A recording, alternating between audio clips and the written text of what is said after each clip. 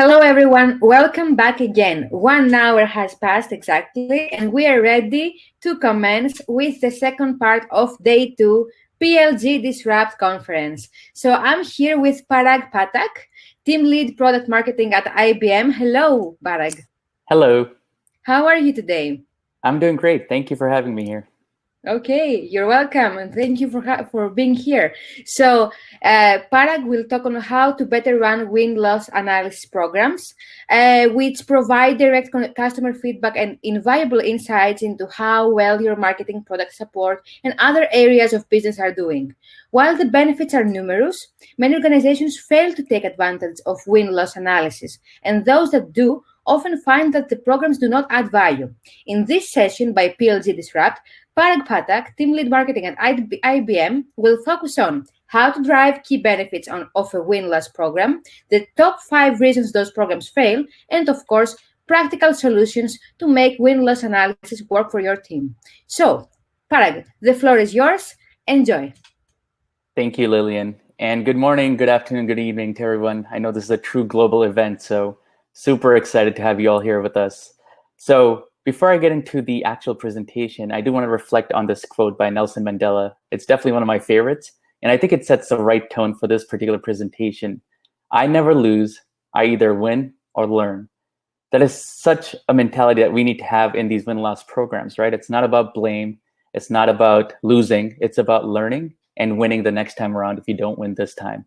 So with that said, I want to go on to my next slide. How many of you have been in this situation, right? So you're at a company picnic and really the organization is trying to increase collaboration across sales and marketing and even product, offering or product management. You can put them in here as well. And the company expects you guys to work collaboratively, expects me to work collaboratively with them. But there's always communication gaps. There's different KPIs that we're tracked on, and we're not always aligned as teams, right? So I don't know how many of you have felt this before, but I've definitely been in these situations. And these can definitely be a barrier in your win-loss program analysis, as we'll get into very shortly. Before I do, though, I do have a poll question for you, and I would love for you to answer it. Lillian, if you can just post in the chat, I would love to hear some response from the audience.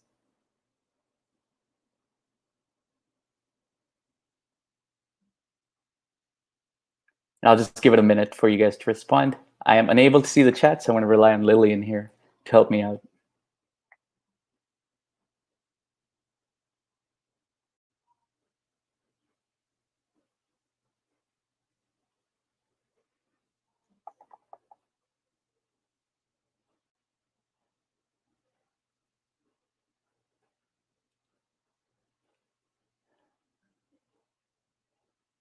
Any responses so far, Lillian?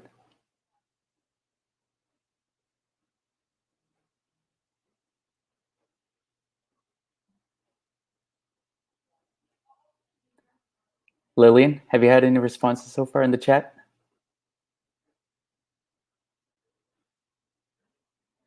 All right, you know what? We can just come back to that if the poll questions do come through. Thank you for. Oh, there you are. Yes, yep, we there you had are. to reconnect. So I'm receiving answers. Ravi responds A. Okay. Tony responds B. Andre asks, "What do you mean by win-loss program?" Okay, that's great. Okay, so it seems like a lot of individuals that they respond are still in the early stages of win-loss program analysis, and that's great. So this session is perfect for you guys, and hopefully valuable to everyone else that's on the call too. And for those who did not participate, the question really was, how well do you think your win-loss programs are in terms of maturity, in terms of success? So A being, yes, you may go, Lillian. Okay. Thank you. Thank you. So really A being, at the lower end of the maturity curve, and D being at the high end where you already are successful. So, at this stage, it's a good question to ask. Should I even bother with win-loss analysis, right? It's not for everyone. It does take up a lot of your time if you've ever done it before. And everyone has a different idea and different goals that they expect out of this. So we'll get into some of those challenges again, as I mentioned, the top 5 reasons why these programs fail. But I think it's very important to understand why people even bother doing them in the first place.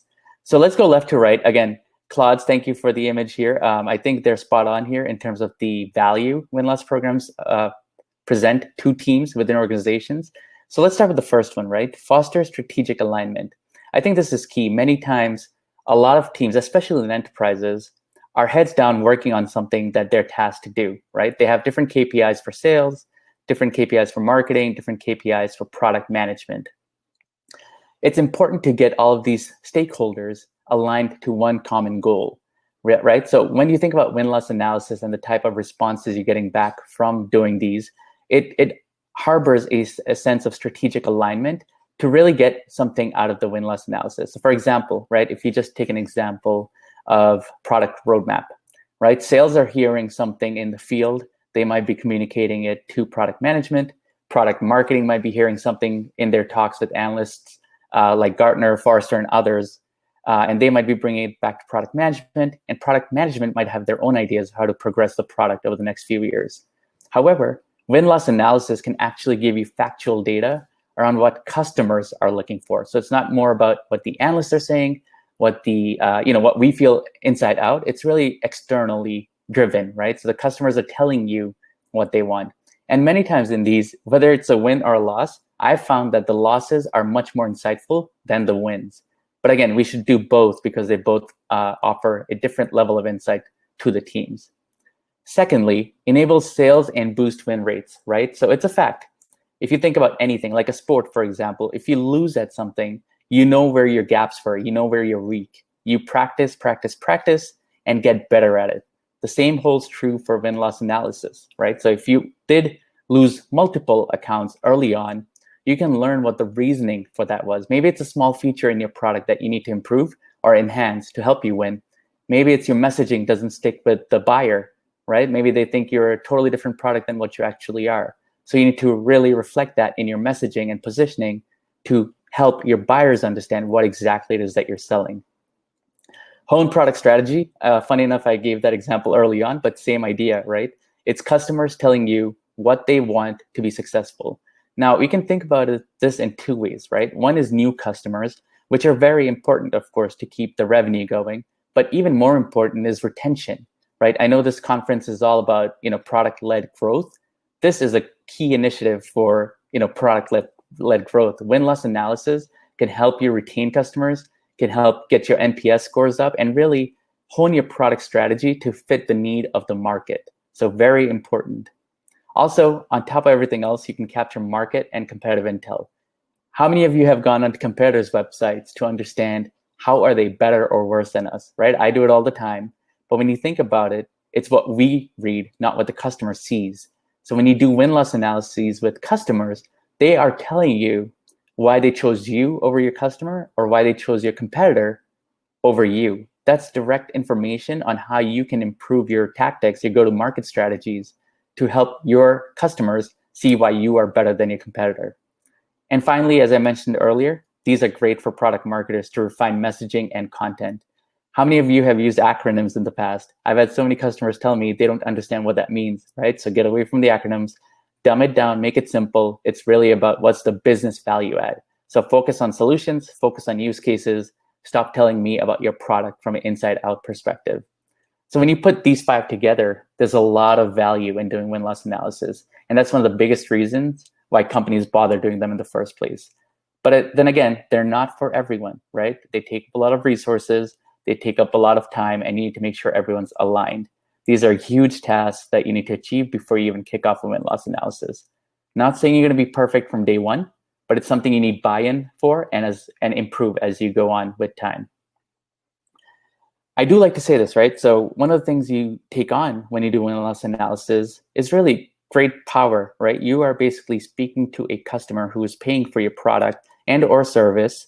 And really, it's up to you to make their voice count, right? You don't want to do a bunch of win-loss analysis, take up a customer's time, take up other stakeholders' time, and do nothing with it. That's just a waste of time and effort for everyone. So it's really on you as product marketers, as product-led individuals, to take this on and really help facilitate actions that come out of this. So it's important to have some sort of a plan of action once you start doing win-loss analysis. It can't just be do win-loss analysis, check the feedback, and move on. It's do the win-loss analysis, check the feedback regularly, and have actionable items come out of it as you proceed. That's the only way you're going to improve. Otherwise, you're going to keep hearing the same things over and over in your win-loss analysis. So with that said, I do want to get into why, most win-loss programs that I have seen, again, there may be more reasons. These are the more common ones I've seen in my experience, and I really do think they rank at the top 5 for me. Many of these are true for enterprises, but I've seen a lot of these happen at startups as well as SMBs, the medium-sized companies as well. So just keep this in mind as you take on win-loss programs, right? The very first reason, and this happens so often, it's really incomplete, outdated, or biased data, right? So think about the data that you're using for your win-loss analysis. If you ever worked in big data analytics or use big data analytics tools, you know for a fact that data that goes in, if that's garbage, the outputs are always garbage. So you need to be able to trust your data and make sure it's not one of these 3. So how do you trust your data, right? Let's go step by step through this. Incomplete data. What's a great example of that, right? It might show you that you lost to a competitor because your product wasn't good enough. But what it might not show you is that you lost to the competitor because they already had an outstanding relationship with the competitor and the customer, right? So that's incomplete data because you're just thinking your product needs to do better when you might not have ever had a chance. So getting to that level of data is super important. Outdated, this happens so often. When we kicked off win-loss analysis in one of my previous companies, we relied on data that was 2 or 3 years old for a SaaS product. Now, if you think about SaaS products, the amount of upgrades and enhancements that happen every month, every 6 months, every year, you know that's very outdated data because we've already addressed all the concerns our customers had back then. So reviewing those again now are only going to give you meaningless insights as well as outdated insights. So another thing to keep in mind there. And biased data, this happens a lot too, right?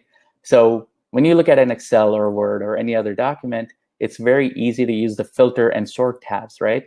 But as humans, we're naturally biased towards certain things. So be careful that you don't bias your data to see the results that you want. So what do I mean by that, right? Great example could be sellers going through their spreadsheet to see which accounts we should interview for win-loss analysis.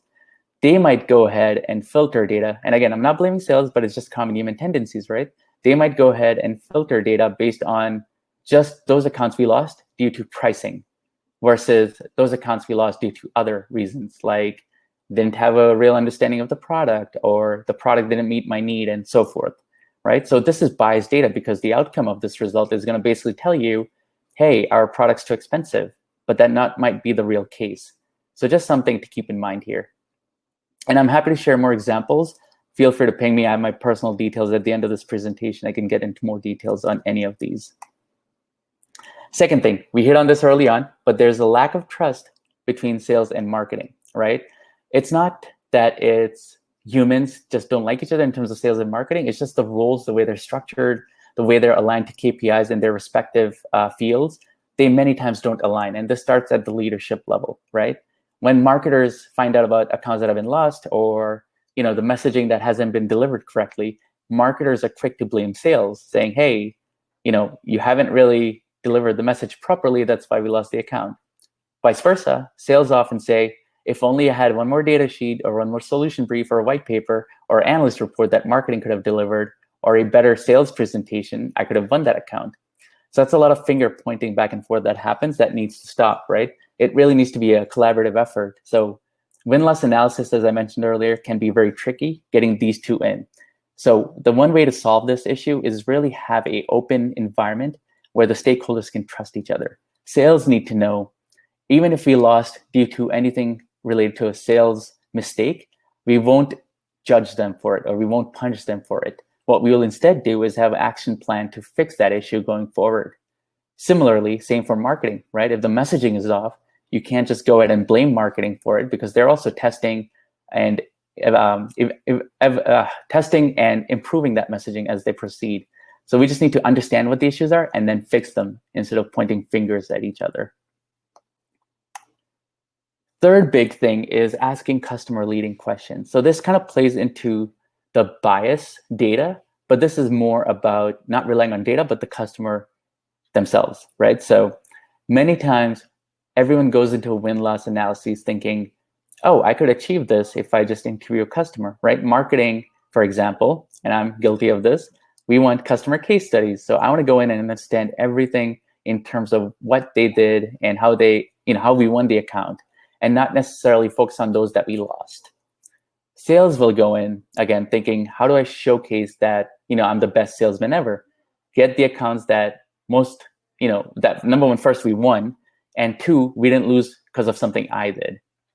And three, asking leading questions, again, talking about questions from an offering or product management standpoint. It's, how did my product do this for you? Versus an open-ended question to say, tell me more about my product and how it can help you better in the future. So each of these stakeholders have a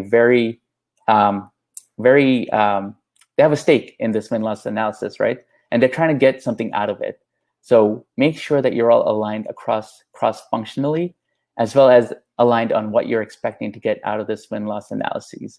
If you don't have that up front, a lot of the questions that you're going to be asking are going to be leading, and the answers that you get back from your customers won't be as relevant or accurate as you'd hope from a win-loss analysis. There is a great way to avoid this. First of all, as I said, get together as stakeholders and agree upon what the end goal is for your win-loss analysis and stick to it. Second of all, having questions outlined early on, even before you interview a customer, and getting all the stakeholders to agree to it is very important as well. Third and final thing I've seen many organizations do is they hire a third party to ask the questions. It helps with negating some of the bias that comes out from the different cross-functional groups. It also helps the customer feel more at ease in terms of talking to someone who's not the direct vendor that they didn't buy the product from or bought the product from, but don't necessarily want to share all of their information. So it really opens up that bridge. But again, third-party questioning isn't for everyone, right? Startups might not be able to do it. Some of the medium-sized companies might not be able to do it. Enterprises, there's a whole loophole you need to get through to even bring on some of these vendors. So really make sure it's a fit for your organization. This one happens quite a lot, right? The fourth reason really is setting unrealistic and incorrect goals.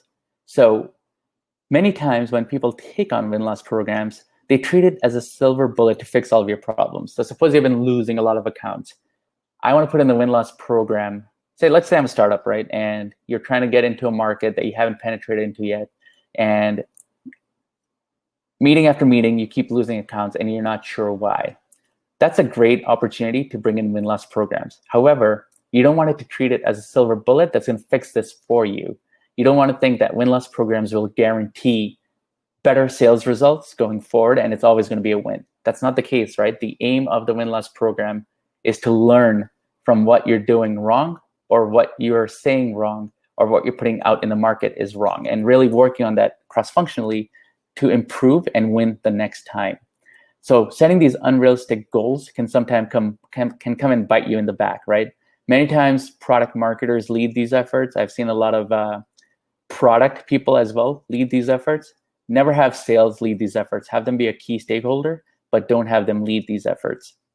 Whoever takes ownership of this needs to be very careful to set realistic goals, because if you don't, you'll find that the win-loss program goes out the window even before you have had a chance to succeed. So set the expectations early on that it's more of a learning opportunity, not an opportunity to close more deals.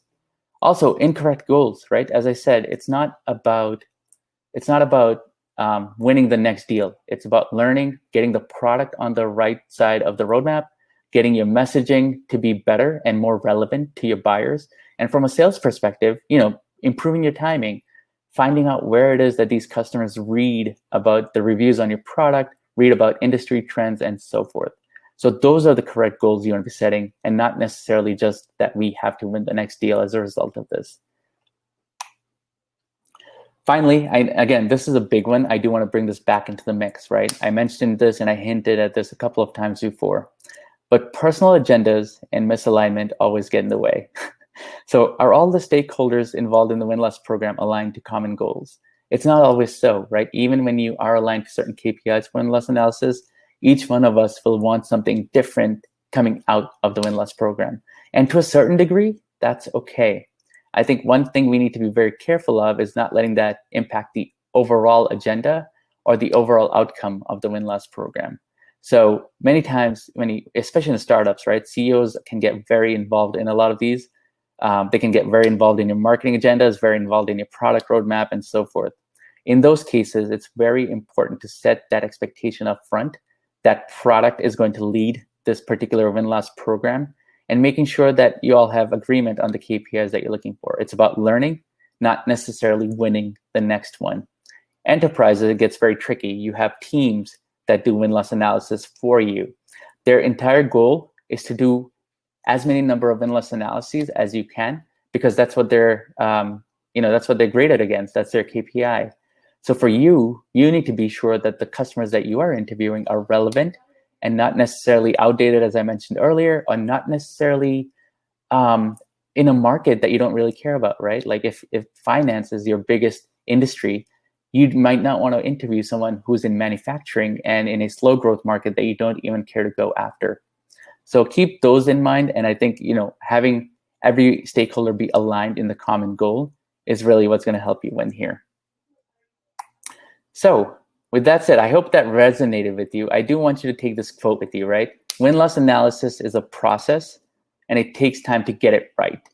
Be agile, iterate, and learn as you go. And yes, I said it, but I think it's very relevant, right? When you think about win-loss programs again, there's a lot of effort and time that goes into it. You are not going to get it right on the first go, but that's the beauty of this program. As long as you set the expectations up front and you have the right stakeholders involved in this process, I think you're going to do great. The other big thing to keep in mind is having leadership buy-in. Unless you have leadership buy-in, nothing really progresses or succeeds in an organization, right? So you want to make sure that your VP of product, your CMO, your VP of sales, whoever it might be that's really influenced by these decisions is bought in and understands the value of win-loss programs to make sure that you're actually delivering value to the organization, because you'll be spending a lot of time on it. So with that said, feel free to connect with me on LinkedIn. You have my email address as well. And I'm sure there's a recording of this presentation on PLG Disrupt later on as well. So happy to answer any questions you might have. And I'm going to bring Lillian back into the fold to see if you have any questions on the chat. Lillian? Hello. Hi. You may close your presentation and share screen so that we can have a chat. Okay, perfect. Many questions, indeed. So I will start. So in your experience, how have you gotten the sales teams to buy into a win-loss program? Are win-loss programs always a good idea? Is it better to have a third party handle my win-loss program than manage it in-house? Okay, so let's sounds like 3 different questions. Let's take them one by one. So what was the first one again? How do we get sales to buy in? So in your experience, how have you gotten the sales teams to buy into a win-loss program? Yeah, again, I think this goes back to what I said earlier, which is really about trust, right? So one of the ways I do this is I always look at the sales team whenever I'm new to company, and I find leaders within the sales teams that I can really buddy up with and gain their trust. How do you do this, right? So it starts small, right? You first have your one-on-one conversations with these sales leaders, understand what the gaps are, get some quick wins under the belt. Many times sales requests are smaller and tactical, right? Like, hey, I needed that white paper. Did you get a chance to do it? Get it done, right? Get on their good agendas, get on their good side. And then you can have an open, honest conversation about what win-loss program can do for the organization. Again, keeping in mind that sales aren't going to get blamed for it, but in fact, they're going to be a key stakeholder and add value to the organization. So that's always been a key success method for me to use to gain the trust of sales reps. Okay, so are win-loss programs always a good idea or not? Not always, right? So I think it really depends on the organization. I think any size organization can do win-loss programs, whether it's a startup, whether it's a medium-sized business with 500 people, or whether it's an enterprise with 100,000 plus people, right? It's really about, do you have leadership buy-in to support the program? And do you have the resources in place? I've seen many organizations that start win-loss programs and have the drive and the enthusiasm to do it, but it fades away very fast when the first 5 customers they interview don't provide insights that they can really take actions on, right? It's a learning process. You need to hone your questions as you go, and that's really what's important. So unless you have the backing of your leadership and the time and resource to dedicate to a win-loss program, I would not do a win-loss program. Totally agree. So is it better to have a third party handle my win-loss program than manage it in-house? What's There best? are advantages and disadvantages to both. First of all, I don't think everyone can afford to have a third party. So many times I've seen startups just do it themselves. Medium-sized companies also do it themselves, and enterprises many times outsource this type of work. There are disadvantages because you cannot be involved in the conversation when the third party is interviewing the customer. So all the questions that you have outlined for the third party need to be reviewed ahead of time and make sure that you're getting everything you need out of these questions. The other second thing I would say is, it's beneficial to interview a customer yourself, right? So many times whenever a customer responds to something, you want to be able to adapt to that and ask a different question, which is something you don't get through a third party often. So it really depends on, your size and your budget for win-loss programs, and also weigh the advantages and disadvantages of having a third party. Nice answer. Thank you. So a last question from the audience. What is an example of a good goal setting for win-loss program according to point 4 of your slide? To point 4 of my slide. I'm gonna quickly open it up just to see what it was. Okay, give me 1 second. Oh, point 4. Sorry, I was looking at slide 4. My bad. Okay, unrealistic and incorrect goals. Right. So again, going back to this, right? So KPIs. When you think about goals for win-loss programs, some people come in, and I'll tell you what bad goals are first. Right? Bad goals are, I need to have X number of interviews done in X number of months. What that really does is incentivizes people to just do a number of interviews without caring about the content or the customer. So that's bad because it's not going to get you what you want in terms of the output. Another bad one I would think about is making sure, or just doing wins, for example. How many wins have we interviewed? That's going to bias your data a certain way and not really give you benefits of what a loss can deliver for you in terms of improvements. From a good metric perspective, really, I think I personally like to think about a couple of things, right? From a product perspective, how many changes have we made to the product roadmap using feedback from win-loss analyses? And of course, these can't be one win-loss analysis, right? It needs to be a quarter worth of win-loss analyses so that you have enough sample size to say, hey, this product feature is actually a huge requirement from our existing customers. Another one could be from a messaging product marketing standpoint. How has win-loss analysis impacted my messaging and positioning in the market? And part of that is really, the KPI can be in terms of win-loss analysis, what type of competitive information have I gotten out of them? Because that really helps you position your product better when you understand what is the competitor saying and how is the buyer or your customer in this case understanding their message, right? Exactly. It's, when you think about positioning, it's about getting a space in your customer's head and letting them think of what you are. So you have straight, first-hand data of how your customers or prospects feel about your competitors. Using that back in my messaging and positioning is very important. So that could be another key goal that you can have as part of your KPIs. I think I have another question. Just give me a few seconds just to see, because simultaneously I'm seeing the chat and no worries. So what is the advantage to evaluate wins? Is it not more important to analyze only losses? It is, but there is bias when it comes to that, right? So I think one of the things you need to think about is each customer is at a different journey, right? So the customers that are winning, you are going to get a sense for why you're winning. If it's just price, maybe you're pricing it too low, your product, right? If you have too many wins, you might be able to increase your price. That's a different conversation to be had. And you can ask the customer, right? Would you be willing to consider our product if we were to say increase your price next year by X number of dollars? Wins also provide a lot of great feedback on messaging, right? Many times I, as a product marketer, have asked our customers, sell me my product, right? So it's a great way, because you already won them, they're our messaging worked on them, but it's always great to hear back from the customer what they took out of it. So I'm often asking them, sell me the product, message it to me so that I can understand if I was successful in my messaging. And if I wasn't, if I hear something different, for example, that could tell me why I'm losing some of the other accounts. So I think they both, wins and losses, give you different perspective on how your go-to-market strategy and your messaging and positioning, that I think they both need to be taken into account. That's a very strong point, and I totally agree.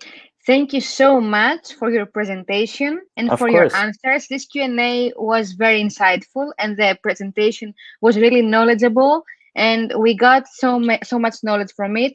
So thank you once again for being a part of PLG Disrupt. Of course. My pleasure. And I hope we collaborate again in the future. Sounds good. Thank you. Okay. Have a nice day and take care. You too.